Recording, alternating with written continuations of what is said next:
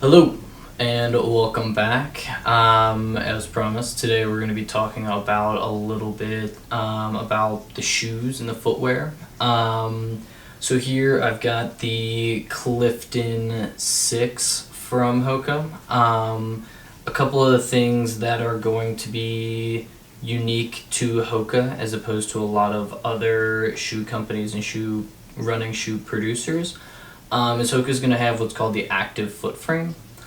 And so essentially what that means is that even though you can look at the side and see that it has a lot of foam underneath your foot, or what it looks like, your foot actually sits down here in the foam on both sides. So what that means is the foam comes up on the inside and the outside of your foot and just kind of cradles it in there in between, so it's a little bit more stable.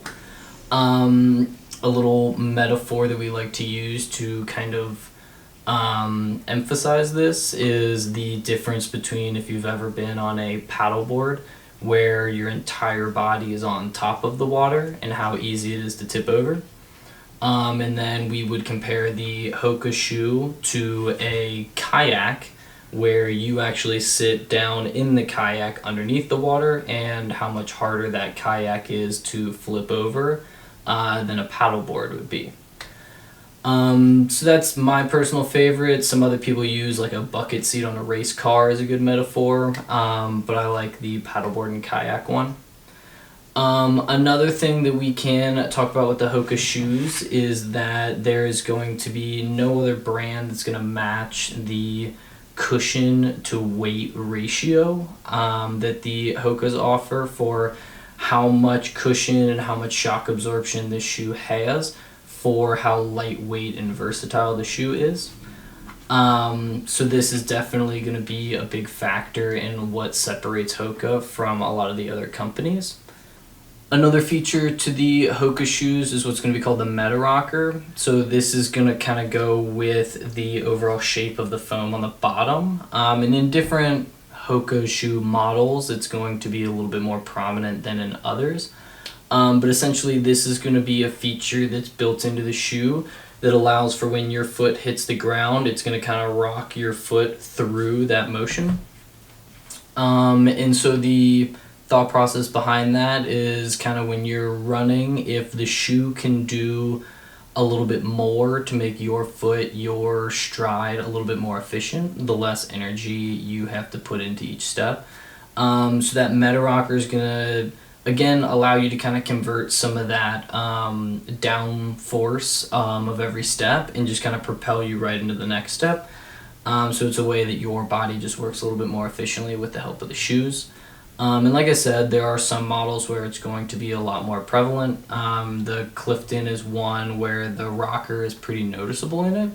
But in other shoes such as the Rincon, it's a little bit less. And then other shoes like the Mach or the Elevon, it is even less than that. So there's a couple different models depending on whether or not you like the way that that rocker feels or not.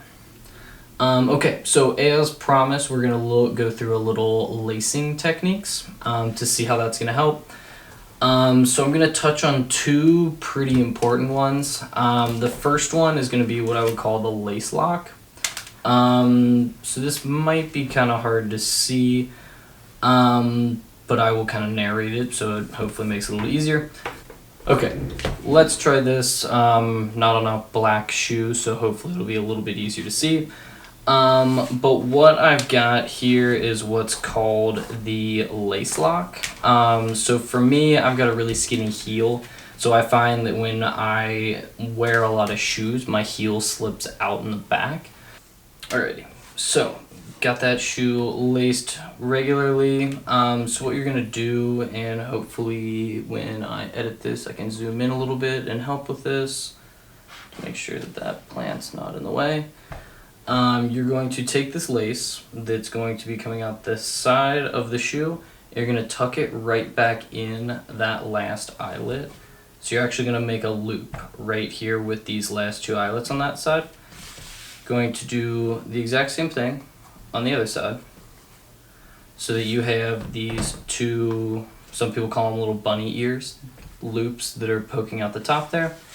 And then when you have these, you're going to take it across, and then you're going to use that loop as if it was an eyelet itself.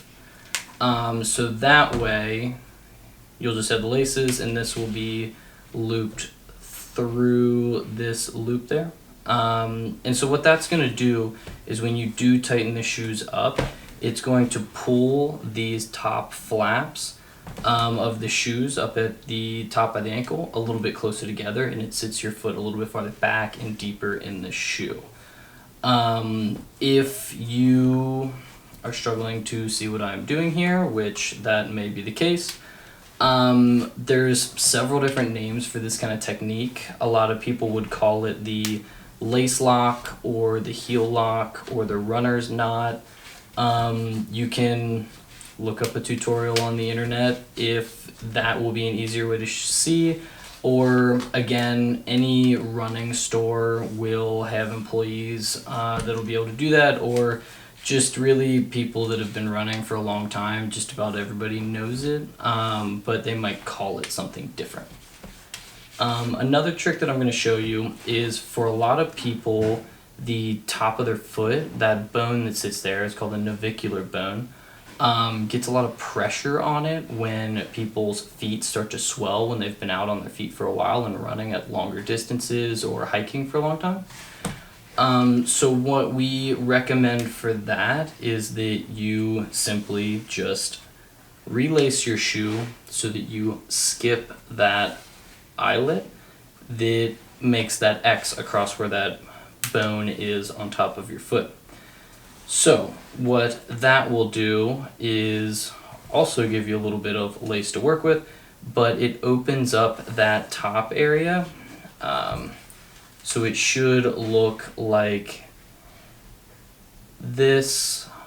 It's going to run the laces and the X down here, and then it's going to just run straight up, skipping an eyelet here, and then continue on farther up.